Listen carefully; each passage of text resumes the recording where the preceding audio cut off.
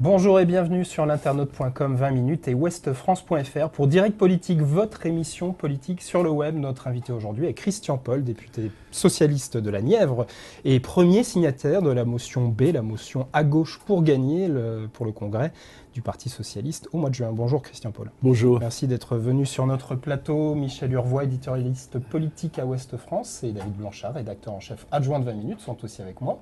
Bonjour messieurs. Bonjour. Je vous rappelle rapidement le principe. Vous avez un peu moins d'une heure pour réagir pendant l'émission. Posez vos questions sous votre vidéo ou sur les réseaux sociaux, #Direct Politique. Et on va commencer tout de suite, Christian Paul, avec les chiffres du chômage qui sont tombés hier à 18h. Ils sont mauvais. On franchit un nouveau cap, le cap des 3,5 millions d'inscrits à Pôle emploi. Est-ce que vous attribuez ce nouveau chiffre, ce nouvel échec à François Hollande ? Je crois que ça n'aurait aucun sens de le dire ainsi, parce que le chômage, c'est une responsabilité collective.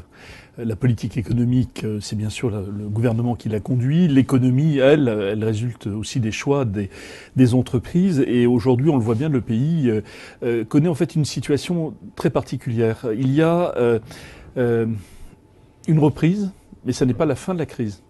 Et c'est une situation où on voit à la fois la croissance qui redémarre, mais pas l'emploi. Ce qui est évidemment gravissime pour des millions de Français, 3,5 millions, c'est vrai, qui sont recensés, mais en fait beaucoup plus qui connaissent des situations de précarité ou de chômage partiel ou de travail sur des durées très courtes. Donc on le voit bien, la politique économique qui est menée n'est pas suffisante pour attaquer de façon décisive le chômage de masse. C'est d'ailleurs le débat que nous avons dans ce pays, au sein de la gauche, bien sûr, mais plus largement avec les forces politiques et avec le monde économique qui a bien sûr sa part de responsabilité. Tous les également. indicateurs semblent repasser au vert, l'INSEE, les indicateurs également des chefs d'entreprise qui sont plus confiants. Est-ce que François Hollande peut encore gagner ce pari de l'emploi, selon vous, en menant la politique actuelle ? Je pense qu'il ne faut pas gaspiller une minute. Et il y a des décisions à prendre que nous demandons depuis plusieurs mois maintenant, qui se résument de la façon suivante. Aujourd'hui, la reprise est générale en Europe. Comment faire en sorte qu'en France, elle se traduise par des emplois ? Qu'est-ce qui manque en France pour aller plus vite et plus loin ? Il manque la demande. La demande, c'est quoi ? C'est les investissements des entreprises, des collectivités locales qui veulent s'équiper, et c'est aussi la demande des familles et des consommateurs. Aujourd'hui, la demande n'est pas là. Il y a une reprise en Europe, mais nous n'en profitons pas réellement. L'OFCE, qui est un observateur des indicateurs économiques en France, lui dit que la politique économique, notamment le CICE, le pacte de responsabilité, portent leurs fruits et accélèrent cette croissance, et vont accélérer cette croissance. Vous n'y croyez pas, vous ? Mais c'est pas le point de vue de tous les économistes. Moi, j'ai lu, par exemple, il y a quelques jours, le diagnostic très précis et assez implacable que fait Daniel Cohen, qui est un économiste que nous écoutons beaucoup à gauche, peut-être beaucoup dans l'opposition, mais moins quand nous sommes aux responsabilités. Que dit Daniel Cohen ? Il dit aujourd'hui, le pacte de responsabilité ne suffit pas. Il ne suffit pas de baisser les prélèvements des entreprises pour qu'elles embauchent. Quand on baisse les prélèvements des entreprises, elles peuvent rémunérer leurs actionnaires, c'est ce qu'elles font souvent, elles peuvent rémunérer mieux leurs salariés, elles le font parfois, moins souvent, elles peuvent investir ou embaucher. Et aujourd'hui, elles n'embauchent pas. Pourquoi elles n'embauchent pas ? Parce qu'il y a des capacités de production dans notre pays qui sont sous-utilisées. Ça, c'est un diagnostic qui est, je crois, très partagé par les économistes. Et donc, du coup, quand la reprise vient, au mieux, on utilise davantage les capacités de production. Mais comme la demande reste trop faible, parce qu'on n'a pas assez agi pour soutenir l'investissement ou pour soutenir le pouvoir d'achat, eh bien, l'emploi n'est pas là. Ou quand il vient, on l'a vu dans les derniers mois, il y a eu effectivement des mois où il y a eu un peu moins de chômeurs, mais ça reste très insuffisant pour faire face à un chômage de masse, qui est quand même le principal drame de ce pays aujourd'hui. Et pas qu'aujourd'hui, d'ailleurs, depuis 1973 au moins. Oui, mais vous le savez bien, c'est avec aussi des records historiques qui sont notre défi majeur. Le Premier ministre vient d'adresser à ses ministres des lettres de cadrage en demandant de nouvelles économies dans la dépense publique. Est-ce que le gouvernement persiste dans l'erreur ? C'est l'Europe qui persiste dans l'erreur. Aujourd'hui, nous avons devant nous des politiques d'austérité qui sont effectivement dans certains pays beaucoup plus graves que celles qui sont menées en France. Vous dites austérité, vous. Oui, je dis austérité parce que je pense qu'il faut appeler un chat un chat. Et cela n'a que trop duré. Je pense que l'Europe n'a pas pris la mesure après 2008 de la crise dans laquelle on rentrait, une dépression profonde, une presque déflation. Certes, l'inflation est à zéro, mais ça a aussi beaucoup d'inconvénients, contrairement aux apparences. Ça ne permet pas aux États, en quelque sorte, de se renflouer, de se désendetter dans de bonnes conditions. Et donc, ces politiques, l'Europe tente de les corriger, effectivement. L'euro a baissé. C'est plutôt bon pour nos exportations. Et d'ailleurs, dans les secteurs où nous exportons, il y a un effet d'entraînement qui est lié à la baisse de l'euro. L'Europe rachète... Mais en France, vous dites qu'il faut arrêter de baisser la dépense publique. Je dis qu'en Europe, nous sommes un grand pays européen. Nous sommes solidaires de la zone euro. Donc, nous ne sommes pas seuls au monde.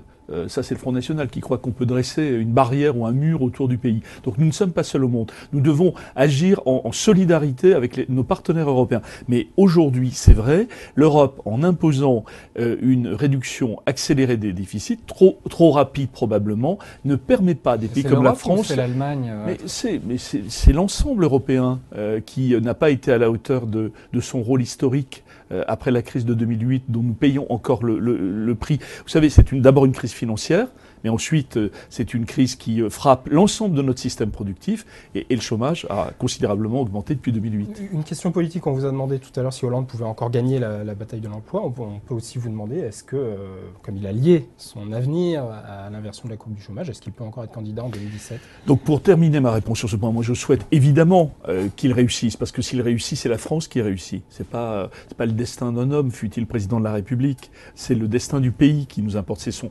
redressement. Et c'est notamment la manière dont le système productif français retrouve une façon d'aborder les temps qui viennent au plan national et aussi au plan international. Est-ce que François Hollande peut réussir ce quinquennat ? C'est tout le débat que nous avons en ce moment. Il reste 2 ans. Il reste 2 ans. 2 ans, ça permet de faire beaucoup de choses. À condition, encore une fois, de ne plus gaspiller une minute. Je pense qu'on a perdu beaucoup de temps pendant 3 ans et au cours de la dernière année, en appliquant des recettes d'inspiration libérale qui ne suffisent pas face à la crise que connaît l'Europe et la France. Tout ce qui a été fait depuis 3 ans est à jeter. Non, bien sûr que non. Non, je pense que. Qu'est-ce que vous retenez en faveur du gouvernement ? Mais beaucoup de choses. J'ai d'ailleurs, comme les députés socialistes, voté une partie importante des lois qui ont été proposées. Mais depuis 1 an, nous avons le sentiment, et ce qui vient de se passer ce mois-ci avec les chiffres du chômage le confirme, que les réponses ne sont pas à la hauteur de la crise. Et qu'à persister, on fait perdre du temps au pays. Voilà, donc c'est le débat que nous avons, que nous allons continuer à avoir. Ça ne concerne d'ailleurs pas que les socialistes, c'est un débat qui intéresse tous les Français. Ça n'est pas chose facile que de redresser le pays. Nous l'avons trouvé avec des finances publiques naufragées en 2012, mais c'est vrai qu'on ne s'en sort pas. Et la manière dont l'Europe agit... Prenons un autre exemple. L'Europe a aujourd'hui des moyens considérables qu'elle met pour racheter les dettes publiques, des actifs financiers. Elle pourrait sans doute en distraire quelques centaines de milliards d'euros pour soutenir de façon plus ciblée l'investissement.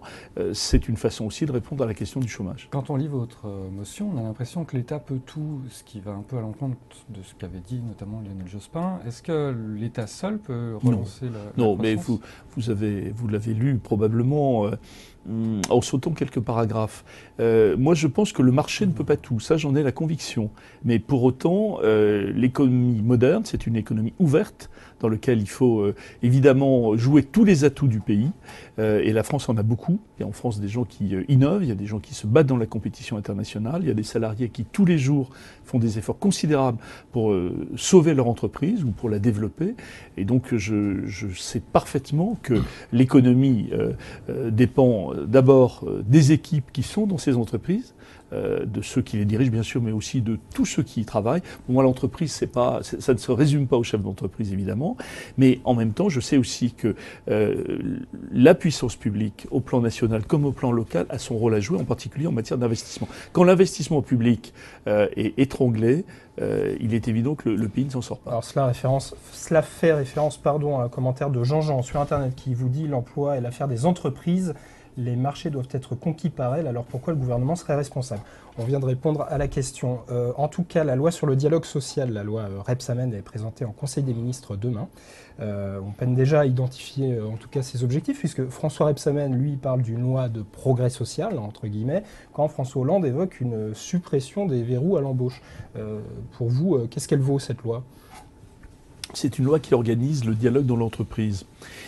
Et elle marque quelques progrès, notamment pour la représentation des salariés dans les petites entreprises, les très petites entreprises, moins de 10 salariés. Donc ça, c'est positif. Il faut l'engranger. Nous serons en revanche extrêmement vigilants à ce que la discussion se poursuive avec les organisations syndicales. Moi, je n'entends pas qu'un gouvernement de gauche ne puisse pas, sur une question aussi centrale que le dialogue social, trouver un accord avec les principaux syndicats de salariés. Donc je pense qu'on n'est pas allé au bout de la discussion. Et donc c'est au Parlement de reprendre la main pour faire que ce soit réellement une loi de progrès social et non pas une loi de régression. Je pense qu'il y a des discussions qui ne sont pas terminées. Encore une fois, vous savez, le dialogue social, c'est le cœur de la mission des organisations syndicales. Si elles ne s'y retrouvent pas, c'est probablement que cette loi est encore imparfaite. Donc il faut l'amender, l'améliorer. Nous en parlerons bientôt au Parlement. La loi est imparfaite, c'est au Parlement de l'améliorer avec les partenaires sociaux. Oui, parce que ça concerne très directement la façon dont on organise dans les entreprises à la fois le rôle des organisations syndicales, les instances qui représentent les salariés. C'est quelque chose de très important. Pas seulement parce que c'est le fruit de conquêtes du mouvement syndical pendant tout le cours du XXe siècle, mais parce que c'est absolument indispensable. Si on veut avoir de la cohésion... Si elle est votée telle quelle, c'est une loi de régression sociale, selon vous? Je n'ai pas dit ça. J'ai dit simplement qu'il y a, sur quelques points, un accord à trouver avec les organisations syndicales qui devront ensuite faire vivre cette loi. Aujourd'hui, elle ne fait pas l'unanimité. Vous savez, il y a plusieurs façons de faire la loi. On peut la faire en passant outre l'avis des principaux intéressés. Il y a eu dans le passé des lois... Mais ils ont été consultés, les syndicats, tout de même, Christian Paul. Oui, mais bien sûr, mais il y a un désaccord de plusieurs des grands syndicats de salariés. Et je pense que nous devons, sur ce sujet-là, ça n'est pas toujours possible, mais sur ce sujet-là, je crois qu'il faut trouver un consensus avec les partenaires sociaux, puisque c'est l'organisation de leur rapport qui est traitée par cette loi. On va passer au congrès du Parti socialiste. Je l'ai dit en début d'émission, vous êtes le premier signataire de la motion B. Donc pour nos internautes, on va expliquer un peu ce qui va se passer. Le PS se réunit en congrès au mois de juin à Poitiers pour définir à la fois sa ligne politique pour les prochaines années et son leader pour ces prochaines années. Vous avez, vous, donc déposé une motion B, à gauche pour gagner, qui est concurrente de celle du chef du parti, Jean-Christophe Cambadélis, et qui a été signée notamment par Manuel Valls, donc qui est considérée comme la motion, disons, majoritaire aujourd'hui, bien que le vote n'ait pas eu lieu. Là, sur ce point-là, pour faire en ce moment un tour de France et rencontrer beaucoup de socialistes, je vous assure qu'à leurs yeux, il n'y a pas de motion majoritaire. D'ailleurs, ce sera un déni de démocratie. Si un mois avant le vote des militants, il y avait une sorte de motion officielle dont on disait d'avance qu'elle sera majoritaire, alors que rien ne prouve, rien ne démontre qu'elle l'est à l'heure où nous parlons. On a sélectionné une question de Julien déjà pour commencer qui vous dit le PS et le gouvernement, c'était mieux du temps de Harlem Désir et de Jean-Marc Ayrault? C'est la question qu'il vous pose. Oui, il y avait à ce moment-là aussi beaucoup d'inquiétudes sur la façon dont le Parti socialiste vit, travaille, remplit son rôle quand nous sommes au pouvoir, aux responsabilités. C'est pas évident pour la gauche le passage, pour le Parti socialiste, j'entends le passage aux responsabilités. Il faut trouver la juste distance entre un parti politique qui doit faire vivre la démocratie et puis les pouvoirs publics, l'exécutif et le Parlement. Le Parti socialiste, depuis 3 ans, n'a pas trouvé totalement son rôle et sa place. Quel est son rôle? Son rôle, c'est d'inspirer les politiques qui sont menées. C'est d'être garant des engagements que nous avons pris en 2012 à l'égard des Français qui ont élu François Hollande et qui ont élu une majorité au Parlement. Et c'est aussi d'avoir un coup d'avance avec des idées nouvelles. C'est ce que vous dites dans cette motion. C'est ce que nous attendons du Parti socialiste. Et quand vous dites qu'il n'a pas totalement rempli son rôle, là vous êtes un peu langue de bois, il n'a rien fait, soyons clairs. Mais c'est votre jugement. Moi je sais qu'il y a eu sur le terrain beaucoup de militants qui ont mené des campagnes difficiles et qui ont eu le sentiment que, parce que le Parti socialiste au plan national était rentré en hibernation, eh bien ils avaient beaucoup de difficultés, eux, à garder la confiance des Français dans les villes, dans les départements où ils étaient sur le pont. Martine Aubry a finalement choisi de rejoindre la motion de M. Cambadélis. Est-ce que vous regrettez ce choix, puisque longtemps on a parlé d'elle comme leader possible, des frondeurs en tout cas? Oui, je ne crois pas qu'elle ait revendiqué ce rôle-là, mais la question se posait. Martine Aubry, vous êtes un proche vous-même de Martine Aubry. Martine Aubry a fait le choix d'être dans une relation directe avec le chef de l'État pour obtenir un certain nombre d'avancées, parce qu'elle partage beaucoup de ce que j'ai dit ce matin, et je partage aussi beaucoup de ce qu'elle a dit depuis un an. Elle a obtenu effectivement qu'il y ait quelques avancées qui soient acceptées à la veille de ce congrès. Mais je pense que c'est à nous maintenant d'obtenir le reste et d'obtenir un redéploiement de l'action du gouvernement. Dans le sens que je disais tout à l'heure sur le plan économique, mais il n'y a pas que l'économie, bien sûr. Nous demandons par exemple, en particulier depuis les événements de janvier dernier, un plan République. Faire en sorte qu'il y ait une nouvelle génération de services publics dans les villages et dans les quartiers. Et donc ça fait partie du débat que nous avons en ce moment avec le gouvernement. Sur ces questions-là, il faut évidemment aller plus vite et plus loin encore. Est-ce que ce congrès n'est pas un peu construit à l'envers? Je m'explique. Le 21 mai, les militants vont voter sur les motions. Donc on saura quelle est la ligne majoritaire le 21 mai. Le 28, on saura qui est le premier secrétaire. Or, le congrès, il a lieu le 5 juin, début juin. Est-ce que le débat ne va pas avoir lieu après la fumée des cierges, si je puis m'exprimer ainsi? On n'est pas de contester les statuts ou le processus démocratique du Parti socialiste. J'ai plutôt envie de le faire vivre, là, pour le coup. Et c'est ce que nous faisons, encore une fois, tous les soirs. J'étais hier soir à Nantes, la semaine dernière dans le Pas-de-Calais.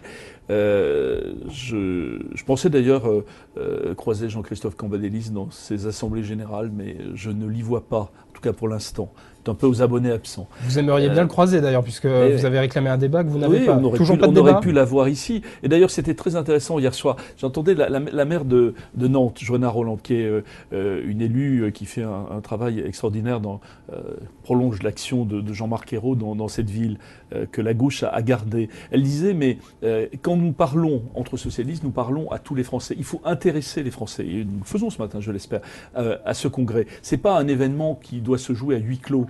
Il ne faut pas, parce que le Parti socialiste est au pouvoir, qu'il ferme ses portes et ses fenêtres. Ça serait une faute politique. C'est un peu le risque d'ailleurs que nous avons dénoncé, mais je pense que là, nous sommes en train de réouvrir les portes et les fenêtres. Mais vous êtes en train de dire que Jean-Christophe Cambadélis refuse le débat avec vous. Et je vous en laisse juge. J'ai proposé, bien sûr, mais je le dis clairement, je pense qu'il aurait dû, depuis maintenant une dizaine de jours, accepter que nous ayons un débat public. Nous ne sommes plus à l'âge du Minitel ou du fax. Il y a des façons modernes de débattre et on peut le faire de façon totalement maîtrisée et apaisée, comme nous le faisons ce matin. Et ce débat entre les quatre motions, ces textes qui sont en quelque sorte nos engagements, notre façon de dire au sein de notre parti, voilà ce que nous voulons faire, c'est nos feuilles de route, eh bien je pense qu'elle mériterait un débat public. Et vous savez, le débat que nous avions hier soir à Nantes, je pense que s'il avait été retransmis à l'intention de tous les militants socialistes, et pourquoi pas de tous les Français, il aurait donné de notre parti, comme au moment des primaires, une très belle image de la politique. Parce que c'était un débat adulte, évidemment. C'était un débat où la question de l'unité du Parti socialiste trouvait évidemment des réponses. Et c'était un débat où on parlait du fond. Et ça faisait plaisir, je crois, aux militants qui étaient là. Juste pour terminer sur ces histoires de personnes, on va dire, il y a une dizaine de jours, Jean-Luc Mélenchon a semblé soutenir votre motion en disant que c'était une façon de censurer le gouvernement par les militants socialistes. Mais en même temps, il dit que vous n'êtes pas la bonne personne pour défendre cette motion. Ça vous agace, vous, de voir Jean-Luc Mélenchon commenter ce qui se passe au PS? Non mais moi, Jean-Luc Mélenchon est un responsable politique pour lequel j'ai de l'amitié. Mais nous avons aussi des désaccords sur la stratégie. Jean-Luc Mélenchon pense que on pourrait, d'une certaine façon, couper en deux le Parti socialiste. Ça n'est pas... c'est ce que certains internautes ni ma volonté, jugent. Ni mon choix, et ça n'adviendra pas. Orchidée, que faites-vous au PS? Pourquoi ne rejoignez-vous pas le Front de gauche? C'est une question d'orchidée 36. Mais parce que j'ai la conviction que nous pouvons, au sein du Parti socialiste, faire bouger les choses. Et justement parce qu'il n'y a pas de majorité écrite d'avance. Parce que c'est un vrai débat démocratique. Certes, sous la pression des défaites, sans précédent que nous avons vécu, sous la pression de la crise économique dont on a parlé au début, qui nous impose de chercher des solutions en dehors des idées paresseuses que le monde libéral veut nous imposer. Et donc moi, je n'ai pas choisi, en effet, une stratégie de déchirement du Parti socialiste, bien au contraire. Justement, le fond, oui, on va alors, en parler. Justement, ça veut dire quoi? C'est quoi le progrès dans une période de non-croissance? C'est quoi le socialisme quand il n'y a pas de création de richesse? Et d'abord, c'est de s'attaquer sérieusement aux inégalités qui sont massives dans ce pays, qui accroissent ces fractures, fractures entre les générations, fractures géographiques. Quand on regarde la carte de France de la progression du Front National, on lit sur cette carte de France les abandons de la République. C'est-à-dire les territoires où on a laissé pendant 30 ans la désindustrialisation faire des ravages. Et parfois, il est vraiment trop tard. On le voit d'ailleurs dans le Pas-de-Calais où j'étais la semaine dernière, où le Front National fait, dans des bastions ouvriers, où il y a une implantation socialiste historique, fait des progrès considérables. Donc c'est la carte de France des abandons de la République. Dans des territoires ruraux qui ont le sentiment, parce qu'il n'y a plus de médecins, parce que la maternité la plus proche est à 1h30 de route, qui ont le sentiment d'être abandonnés. Voilà, ce sont, quand je parlais tout à l'heure de plan République, ce sont ces questions-là qu'il faut attaquer de front. Vous affirmez que les socialistes doivent d'abord savoir quelle bataille ils doivent gagner. Et vous citez celle des cœurs, des consciences, des élections, la bataille de l'emploi, la bataille écologique. Sans donner une ordre de priorité, est-ce que tout dépend de la bataille de l'emploi ou quelle est selon vous la priorité dans ces batailles? Je crois que beaucoup de choses dépendent aussi de notre capacité à faire vivre la démocratie. Vous savez, qu'il s'agisse de l'emploi, qu'il s'agisse de l'écologie, nous parlons beaucoup dans cette motion d'écosocialisme, c'est l'un des nouveaux visages de la gauche. S'il n'y a pas une mobilisation du pays, c'est ce que j'appelle une révolution démocratique, si dans les collectivités locales, on n'a pas les moyens d'agir, si les citoyens se sentent en permanence hors du circuit de la décision, il y a peu de chances qu'on arrive à relever le pays. Donc je crois que la question démocratique est devenue centrale.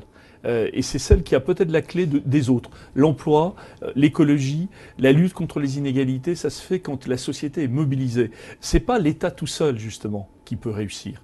Même s'il faut évidemment une volonté politique extrêmement forte et beaucoup d'énergie. Et pour relever le pays, il faudra encore beaucoup d'énergie. Alors dans cette motion, vous prenez un plan République, on y arrive, hein, vous en avez déjà parlé un petit peu. Donc ce plan République, c'est un plan qui est fait pour renforcer, disons, massivement les services publics sur les territoires, notamment les territoires urbains et les territoires ruraux qui sont aujourd'hui en difficulté.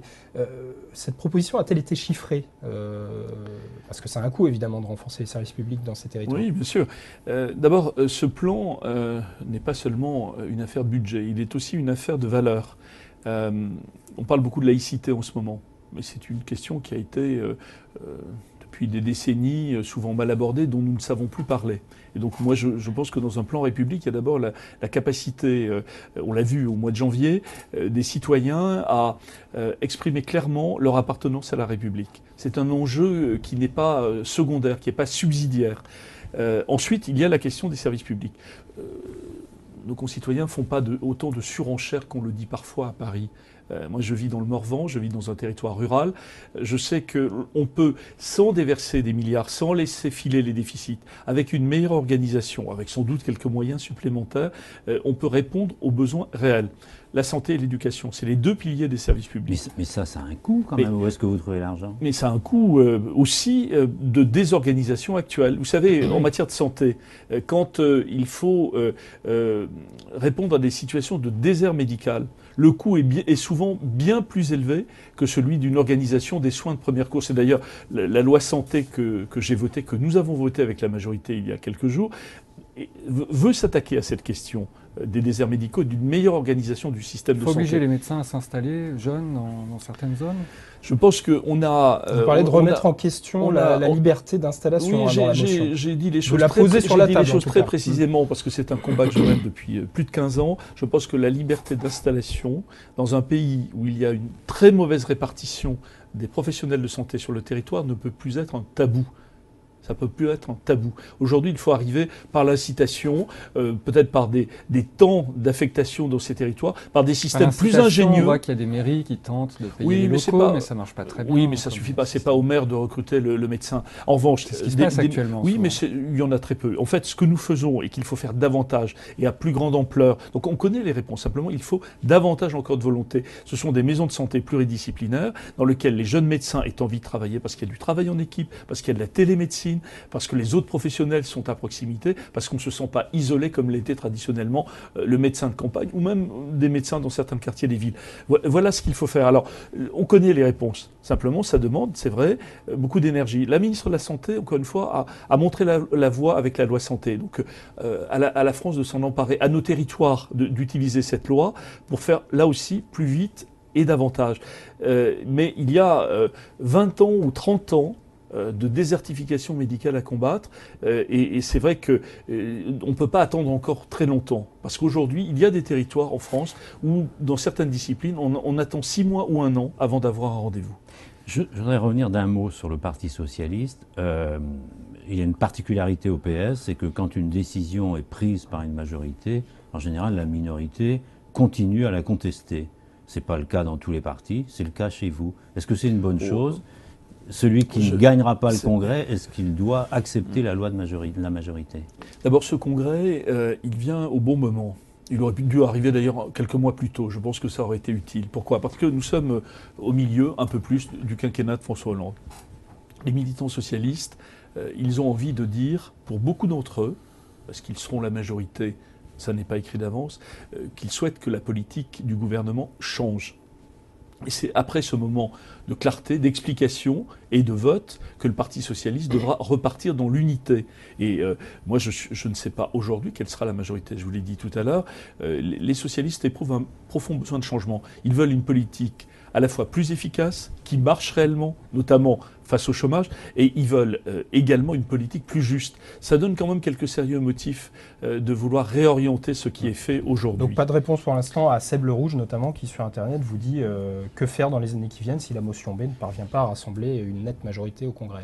Moi je consacre toute mon énergie du soir au matin et du matin au soir à faire en sorte qu'il y ait une nouvelle majorité au sein du Parti socialiste et qu'elle soit une majorité de rassemblement. Ce n'est pas bloc contre bloc, ça n'aurait aucun sens. Donc il faut créer les conditions de cette majorité et je souhaite qu'elle puisse ensuite avoir avec le gouvernement et le président de la République un dialogue fructueux pour réussir, pas pour s'opposer. Nous ne sommes pas une opposition. Je n'imagine pas que le Parti socialiste s'oppose au gouvernement, mais il doit pouvoir l'aider sérieusement à redresser le tir. Christian Paul, on va passer au pour-contre de cette émission. C'est une séquence habituelle, un pour-contre sur notamment la ligne du PS et notamment les sujets qu'on n'a pas encore abordés. Dans votre motion, vous prenez notamment une évolution du parti vers l'éco-socialisme. Pour vous, c'est le socialisme de demain. C'est même le premier point de votre nouveau projet socialiste dans la motion. Par contre, on a vérifié, on a bien lu cette motion. Il n'y a pas un seul mot sur le nucléaire dans les 4 paragraphes qui sont consacrés à l'éco-socialisme. Quelle est votre position sur le nucléaire ? Pour ou contre la fermeture de Fessenheim ? Pour ou contre la poursuite de l'EPR de Flamanville ? Pour ou contre la réduction de la part du nucléaire dans le mix énergétique ? Mais sur ce sujet, comme sur beaucoup d'autres, tenir les engagements de 2012. Donc fermer la centrale de Fessenheim. Réduire évidemment, mais ça franchement, je pense que dans ce pays, tout le monde l'a compris, réduire évidemment la part du nucléaire dans le mix énergétique. Et Flamanville, on en fait quoi ? Qui pose quelques problèmes. Oui, ben, je pense qu'il faut que ce chantier puisse être traité sans complaisance, avec le maximum de sécurité. Voilà. Et est-ce qu'à l'avenir, vraiment dans les prochaines années, puisque là on parle vraiment du futur, est-ce qu'on conserve une part de nucléaire ou est-ce qu'on tend vers le 100% renouvelable, comme il y a des rapports qui peuvent le suggérer actuellement ? Mais sur la perspective de très long terme, évidemment que la France sortira du nucléaire. L'Allemagne a fait ce choix, la France le fera. Il faut en montrer le chemin aujourd'hui. Bon, je sais comme vous que ça réclamera quelques décennies, mais c'est l'objectif historique, évidemment. Est-ce que vous êtes pour ou contre une 6e république parlementaire ? Je suis pour les 2 ans qui viennent, pour rééquilibrer réellement, comme nous nous étions engagés, les pouvoirs entre le Parlement, le gouvernement et le président de la République, entre l'exécutif et les assemblées. Je pense que nous n'avons pas réussi ce rééquilibrage. Pourtant, c'était un engagement. Manuel Valls, d'ailleurs, avait écrit des paroles très fortes dans la phase de préparation de notre projet sur la nécessité de rééquilibrer les pouvoirs au sein de la République. Là aussi sur le long terme. Donc ça, c'est pour les 2 ans qui viennent. Et j'espère que le congrès du Parti socialiste pourra nous y aider, selon les choix qui seront faits, des politiques différentes et la nécessité d'un nouveau dialogue. J'espère que le temps du Parlement adviendra enfin, parce que je crois qu'il y a de l'énergie démocratique à remettre le Parlement réellement dans son rôle. Mais ce temps du Parlement, il peut intervenir dans une 5e telle que configurée actuellement avec le quinquennat qui renforce encore plus. Je n'ai aucun doute. C'est une affaire de volonté et de pratique. Il n'y a pas eu véritablement la volonté et nous n'avons pas eu la pratique. Sur le long terme, derrière l'idée de 6e République, qu'est-ce qu'il y a? Il y a l'idée que c'est une république parlementaire qui peut être une république moderne. Vous savez, Pierre Mendès France parlait d'une république moderne, il en parlait sous la 4e République, ça veut dire que le chantier institutionnel français, il est inachevé. La 5e République n'a pas achevé l'évolution politique de notre démocratie. Nous sommes encore dans une démocratie inachevée. Dans l'actualité, il y a toujours la question grecque et la question de sa sortie éventuelle de l'euro. Vous êtes pour ou contre? Vous seriez pour ou contre une sortie de la Grèce de l'euro? Non, je suis contre la sortie de la Grèce de l'euro. D'abord pour le peuple grec, pour lequel ça serait une catastrophe économique. Et ensuite, parce que beaucoup y verraient une sorte de détricotage progressif du rêve européen, mais surtout de l'organisation européenne. Là aussi, ce qui manque en Europe, c'est une démocratie qui permette d'affronter les crises, qui permette de faire des choix rapides face à des crises financières, par exemple, ou monétaires. Et ce déficit démocratique en Europe, la crise grecque devrait permettre de le mettre en pleine lumière pour qu'on y apporte des réponses. Moi, je suis très européen, mais très exigeant aussi à l'égard de la démocratie européenne. Tant qu'elle n'est pas véritablement en place, en particulier dans la zone euro, on le voit bien, ce sont les égoïsmes nationaux qui prennent le pas sur l'intérêt général. Il n'y a pas aujourd'hui un intérêt général européen dont on puisse décider en temps réel, quand c'est nécessaire, en particulier en matière monétaire. Aujourd'hui, la Banque Centrale Européenne prend des décisions que nous, socialistes français, nous demandons depuis 5 ou 6 ans. C'est un temps de retard incroyable. Et c'est très lié d'ailleurs au changement de président à la tête de la BCE. Donc il n'y a pas de démocratie capable en Europe d'affronter les chocs, en particulier en matière économique. Est-ce que vous êtes favorable à la poursuite de projets contestés pour des raisons écologiques? Je pense à Notre-Dame-des-Landes, au barrage de Sivens ou au tunnel de la LGV Lyon-Turin. C'est très difficile d'avoir des idées générales sur des projets aussi différents. Je crois très important. Si on les prend un par un. Alors, je crois très important que sur ces questions-là, d'abord, encore la question démocratique. Je pense que sur ces questions-là, en amont, nous ne savons pas mener un débat éclairé ou éclairant avec l'ensemble des parties prenantes, les populations riveraines, mais aussi les populations des territoires plus largement concernés. Nous ne savons pas le faire. Et souvent, ce sont des avancées technocratiques qui se font autour de ces grands projets. Mais pour autant, il faut aussi se méfier de cette idée qui dit, je le dis en bon français, small is beautiful. Je crois que notre pays a aussi besoin de grands équipements. Simplement, il faut qu'ils soient adaptés au temps présent, peut-être adaptés aussi durablement au futur, et que on sache aussi courageusement en terminer quand un projet n'est pas unanimement jugé utile.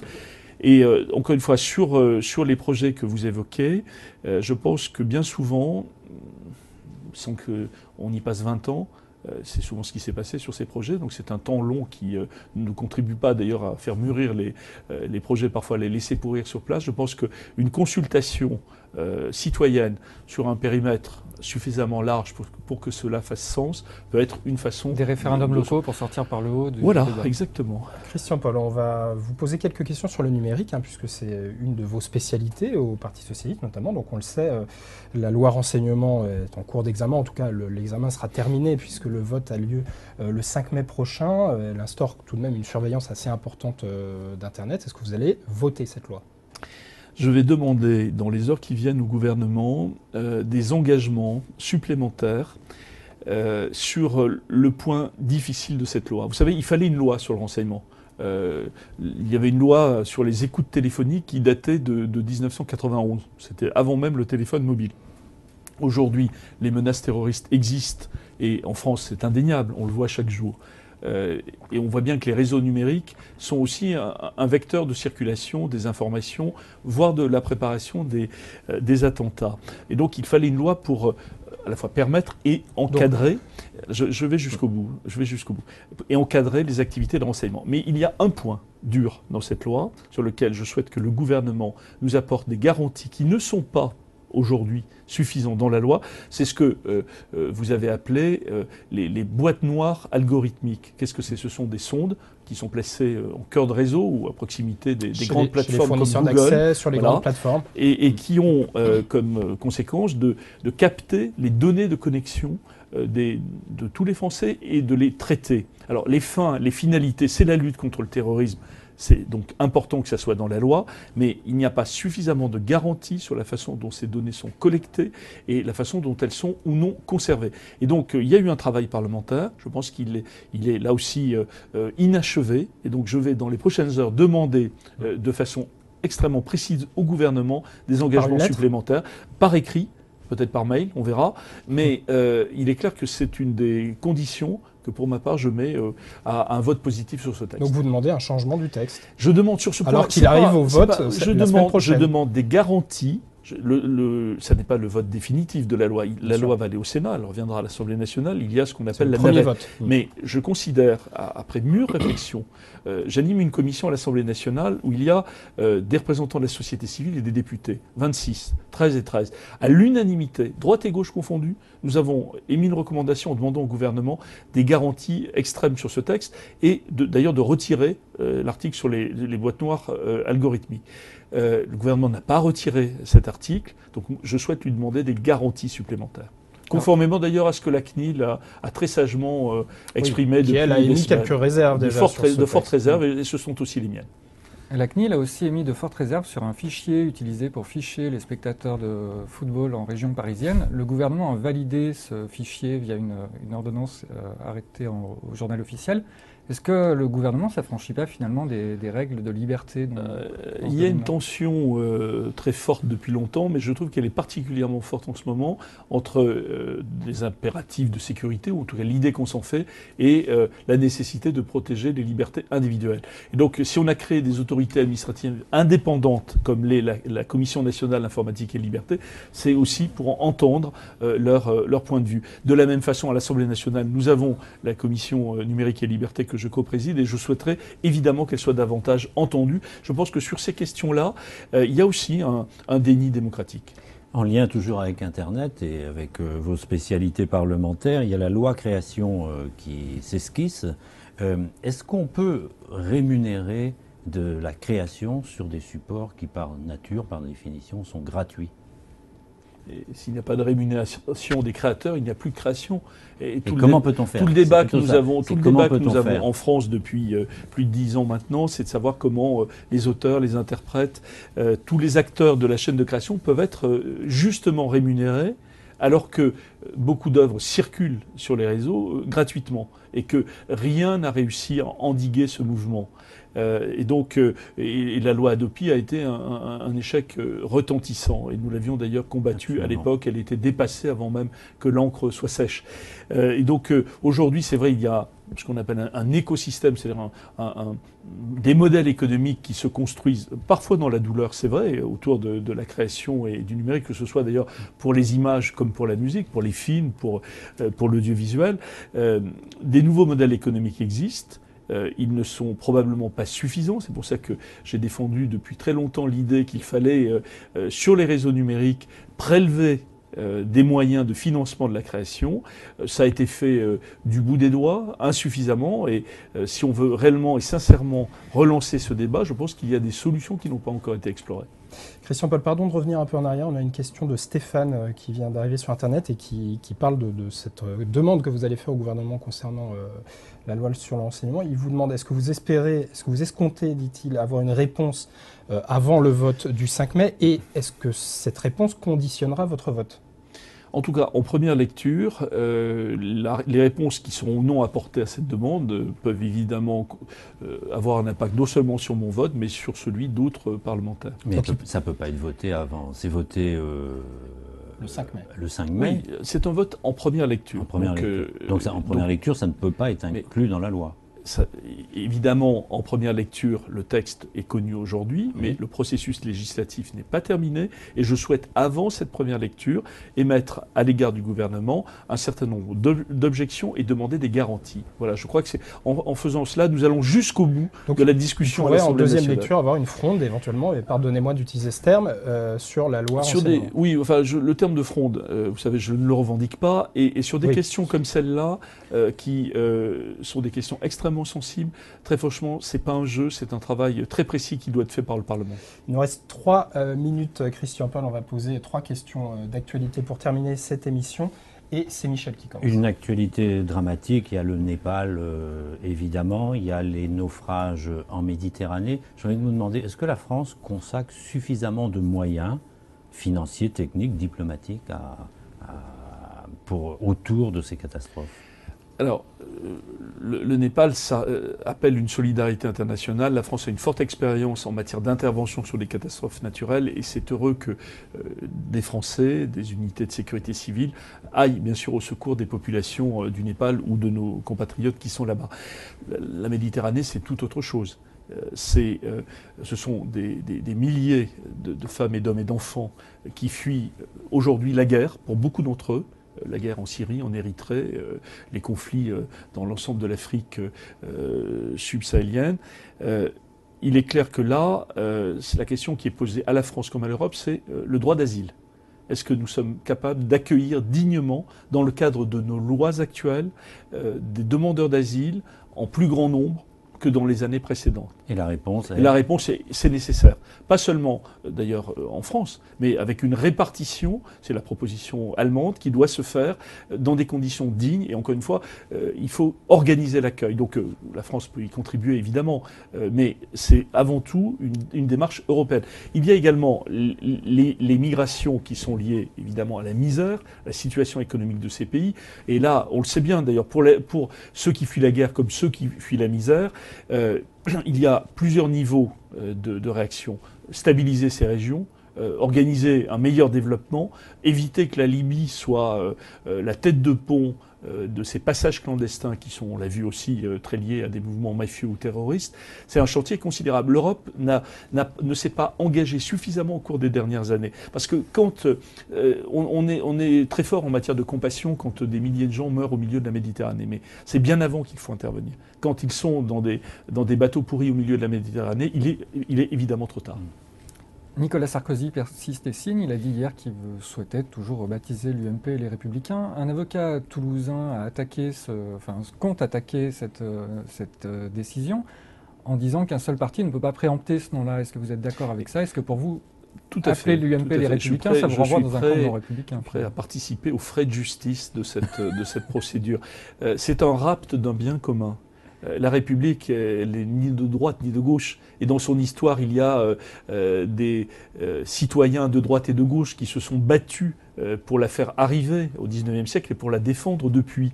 Et donc cette volonté de capter l'héritage républicain comme s'il en avait la propriété est une forme indécente de ce que d'ailleurs Nicolas Sarkozy adore faire, qu'on appelle dans le jargon la triangulation, c'est-à-dire d'aller chercher les idées des autres. Alors je ne dis pas qu'il n'est pas républicain, encore que quand il a eu à faire des choix républicains à l'occasion des élections départementales, ça s'est terminé par un sombre nini qui me paraît pas être un acte de républicain patenté. Le PS devrait lui aussi s'associer à ce genre de poursuite dans son ensemble, mais le Parti Socialiste a beaucoup de choses à faire en ce moment, vous savez. Et très bien si les citoyens s'emparent de cette idée et l'amènent à bout. Mais vous pourriez rebaptiser le PS en les démocrates. Mais moi, s'agissant de mon parti, je souhaite à la fois qu'il conserve son nom, ce qui n'est pas le cas de tout le monde. Et qu'on change tout à l'intérieur. Il y a beaucoup de choses à changer au Parti Socialiste pour le faire revivre et pour que ceux qui adhèrent, et moi je souhaiterais qu'il y ait une nouvelle génération, qu'il y ait des jeunes qui adhèrent au Parti Socialiste. C'est pas facile en ce moment, donc il faut garder le nom et changer tout. On va terminer avec une toute dernière actualité, c'est bientôt le 1er mai. Le 1er mai, c'est vendredi. Alors le 1er mai, c'est bien sûr la fête du travail d'abord, la fête du muguet aussi, le défilé des syndicats, mais c'est aussi une fête pour le Front National, ou en tout cas un défilé pour le Front National. On sait que Jean-Marie Le Pen devrait normalement être privé de parole lors de ce 1er mai. Il y a eu des révélations de Mediapart aussi hier sur un compte en Suisse qu'il aurait détenu ou qu'il détiendrait là-bas. Est-ce que c'est une bonne nouvelle pour vous qu'on n'entende plus Jean-Marie Le Pen ? Je m'en réjouis, mais je crains qu'il ait des successeurs. Lesquels ? Apparemment, le Front National, c'est une entreprise dynastique. Qui vit une sorte de tragédie grecque. Donc Marine Le Pen est aussi dangereuse que Jean-Marie Le Pen, c'est ce que vous êtes en train de nous dire. Oui, une sorte de Britannicus, vous voyez, qui se déroule au Front National. Voilà. Je ne commente pas les affaires intérieures du Front National. Je pense qu'elles sont suffisamment étalées, les Français en jugeront. Eh bien, ce seront les derniers mots de cette émission, Christian Paul. Merci encore d'être venu sur ce plateau. Merci, messieurs, d'avoir participé à cette émission, vous aussi. Merci à vous de nous avoir suivis surtout. Je vous donne rendez-vous la semaine prochaine, même heure, même endroit. Et d'ici là, bien sûr, restez connectés.